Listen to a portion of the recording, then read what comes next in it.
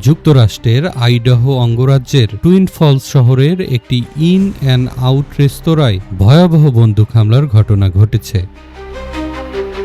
কর্তৃপক্ষ এখনও নিহতের চূড়ান্ত সংখ্যা নিশ্চিত করেনি, তবে তারা গণমাধ্যমকে জানিয়েছে অন্তত ৩ জন নিহত হয়েছেন। নিহতের মধ্যে হামলাকারীরা রয়েছেন কিনা তা এখনও স্পষ্ট নয়।